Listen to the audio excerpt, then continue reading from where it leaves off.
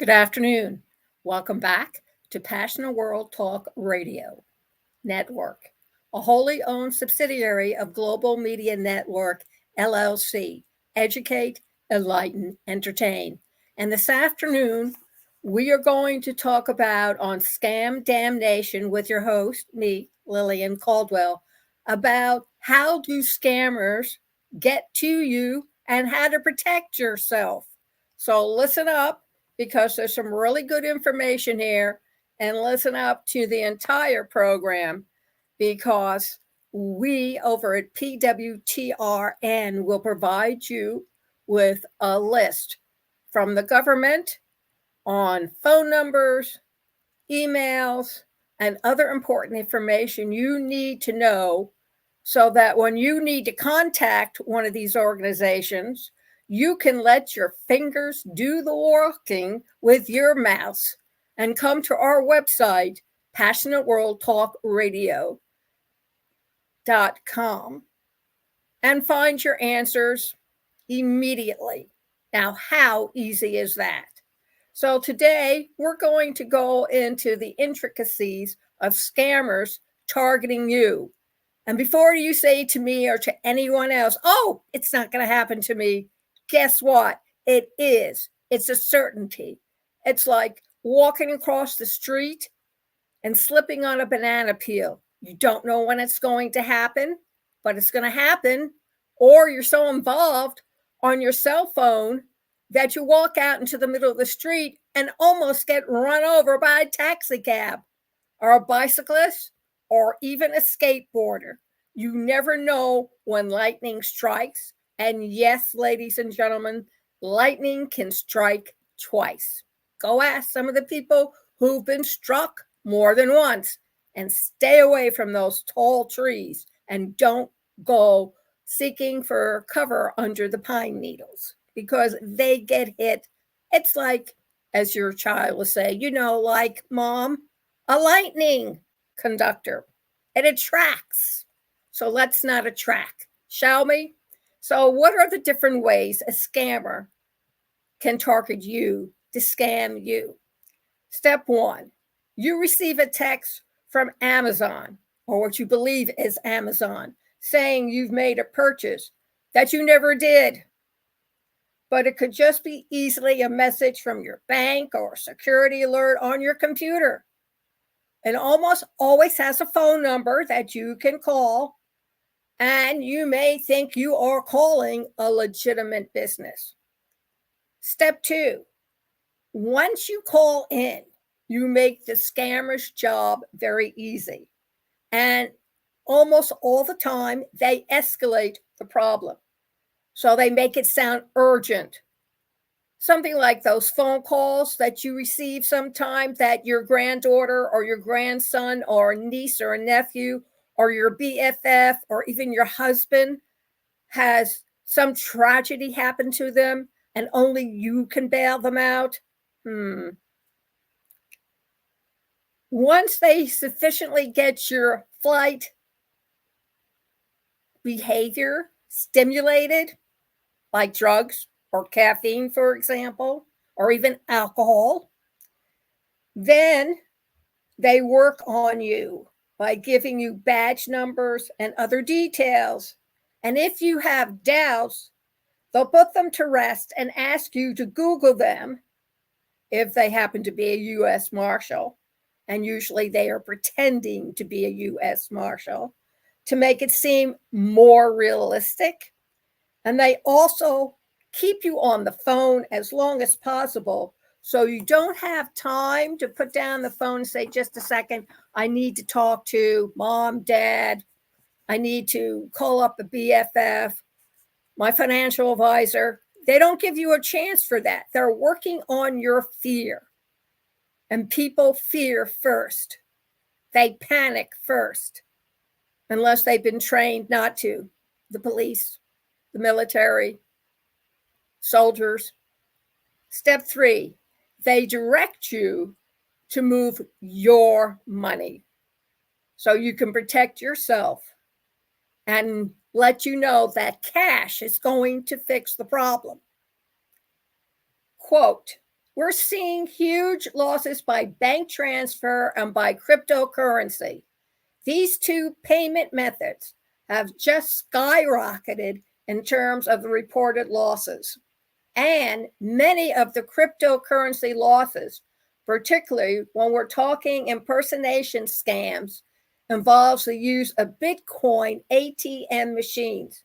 People are being told to go to Bitcoin ATM machines and load cash into these machines. The scammers are even calling these machines federal safety lockers, says Fletcher. If you send or trade real money from cryptocurrency, you lose it.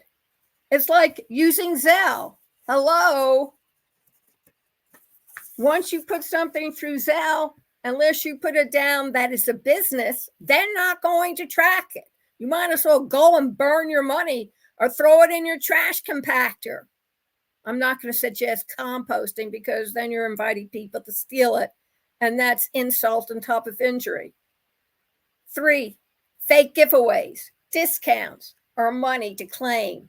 For example, like the Publishers Clearinghouse. How many of you receive stuff from them? 4, bogus problems with the law. For example, your social security number is associated with drug smuggling or money laundering. I know, if you're a 50s kid, you never think of these things. We're too trusting. It's not so bad in the later generations because parents know and they pretty much tell their kids, if it sounds too good to be true, it usually is. But I didn't hear that until I was in my 30s. Made up package delivery problems. I can talk from personal experience. I get a lot of those, and I always delete it because I keep track of my purchases and I know when I order something. So if it doesn't look right, I'm not going to say, yes, deliver it to me, because I know it's bogus. And you're going to have to start thinking that way. You're going to have to change your behavior patterns. So this is some of the advice they give to you, the US government, for example, of how to avoid a scam. Number 1, block unwanted calls and text messages. Take steps to block unwanted calls and to filter unwanted text messages. If there's some phone call on my cell phone and I don't recognize the state as familiar, or I don't recognize the phone number, or they don't leave a name, I delete it. Now, my cell phone lets me know when there's a potential caller coming in that is a scam, which is great. But sometimes you don't have that advance warning. If you don't recognize the number, or it's a 1-800 or 1-888, it's toll free. And if you haven't done any toll free business in a while, that should be a number 1 red flag for you. Number 2, don't give out your personal or financial information in response to a request that you don't expect. Honest organizations won't call, email, or text you to ask for your personal information. No, they can get it when somebody attacks your organization or company. And it's a lot easier. Or they can find a lot of this stuff on the dark web, on the black web. Sorry to tell you this, but every time Social Security is breached, or Equifax or TransUnion or Experian is breached, that's where it shows up. I was told by my daughter-in-law, for $50, she can get anything she wants on me and have it within 5 minutes. Now, if that doesn't warm the cockles of your furry little heart, I don't know what will. Number 3, if you get an email or text message from a company you do business with and you think it's real, do something first before they start controlling your behavior. If you still think it's real, don't click on anything. Look it up. Contact that company. How do I know this? Because I got something like that, and I called up customer support, and they said, no, we didn't send you anything. We haven't sent you anything in at least a week. Hello, I deleted it. So take time. Don't let them rattle you. Think before you act. Look up their phone number. Check with the BBB to make sure this company's in good standing. Don't call the number they give you. Example, there is an outfit or scammer outfit in India that locks up and freezes your CPU. Call their phone number and they'll tell you how much you need to pay. And yet, when you start entering the information they give you, what you originally started at one number, you find out all of a sudden you're 10 times more money you have to spend. And then they start sending you out to buy gift cards to call in for certain amounts of money to pay them back for that extra money that apparently you have accidentally spent. Don't fall for it. They're very slick. They've done it millions of times. Just say no. Or better yet, just don't fall for them. Turn off your computer, call up the Geek Squad at Best Buy, find a computer repair place, and take your computer in because it's probably hacked and they've left some kind of ransomware on it. Get it checked out. It's a lot less money to have your computer checked out by a professional than to pay through gift cards or cryptocurrency. And these people have been doing it for years. Number 4, resist the pressure to act immediately. Honest businesses will give you time to think, to figure it out, to ask questions. Anyone who pressures you to pay or give them your personal information is a scammer. If you feel uncomfortable, if you break out in the sweats, if you feel like crying, that's your body telling you, shut down, get rid of them. Yes? Yes. 5, know how scammers tell you to pay. Never pay anyone who insists that you can only pay with cryptocurrency, a wire transfer service like Western Union or MoneyGram. That's like paying with Zelle. Once you pay, it's gone. You don't have any money left. There have been countless stories on the air, on TV, on the computer itself, telling you about senior citizens who've been pressured to put money into a crypto machine or to pay with a wire transfer. And for some reason, they don't quite make it. And it saves them by their ignorance.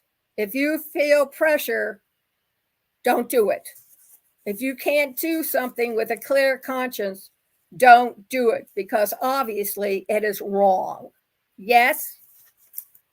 Furthermore, try and talk to somebody first before you make any payments or you initiate any action.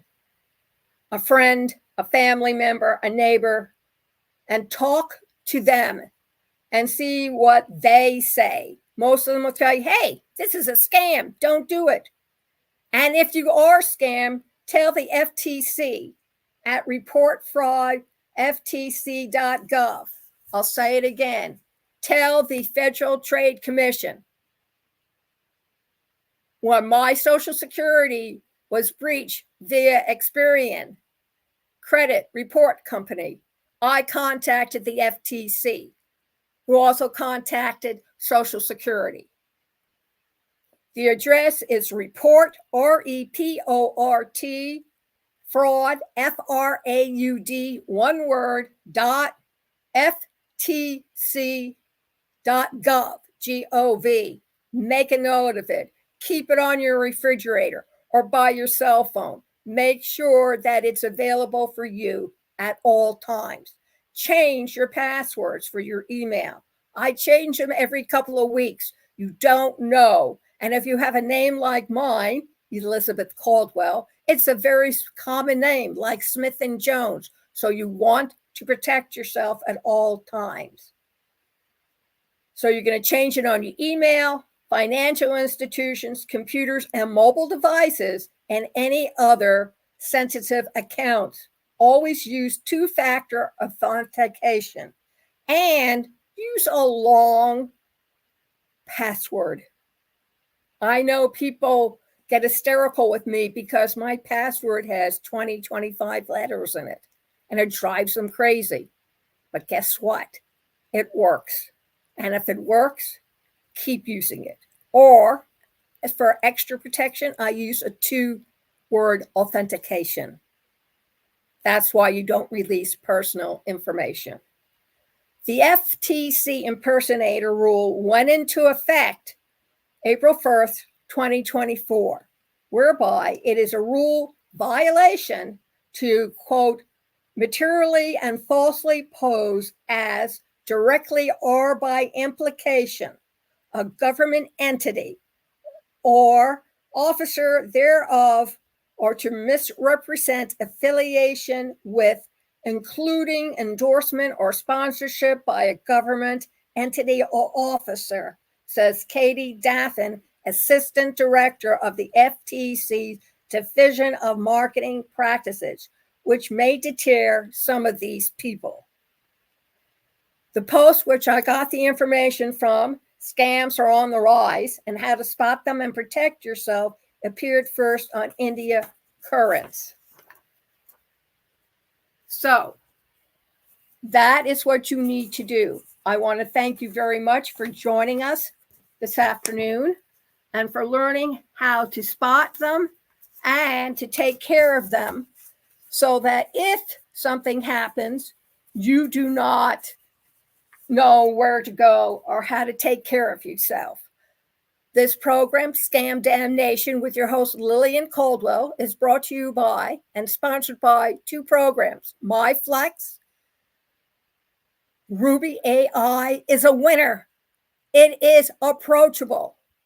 Go over to the website and try it out.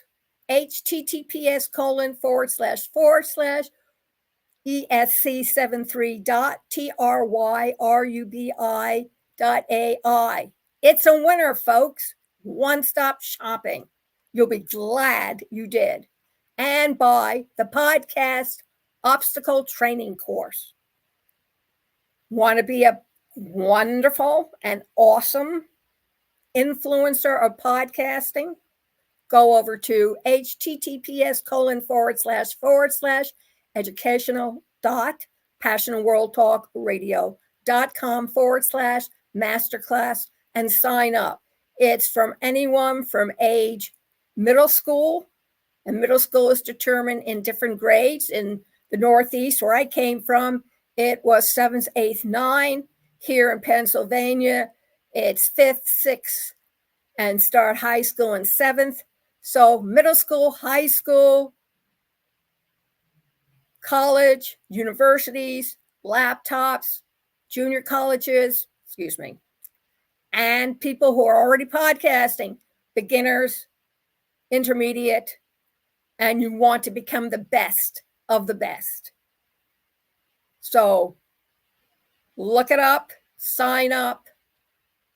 When you sign up for Ruby AI, contact me, pwrnetworkllc@gmail.com, or text me at 484-364-1032. You would think I would know my phone number by now. Have a great week. Thank you very much for joining me. You can see this on youtube.com/@Passionate World Radio, on facebook.com/Passionate World Radio, linkedin.com/Lillian Caldwell, and also on the blog at https://passionateworldtalkradio.com/blog. Thank you all very much for listening, and come on back for next Wednesday, where you'll learn even more about scammers and you.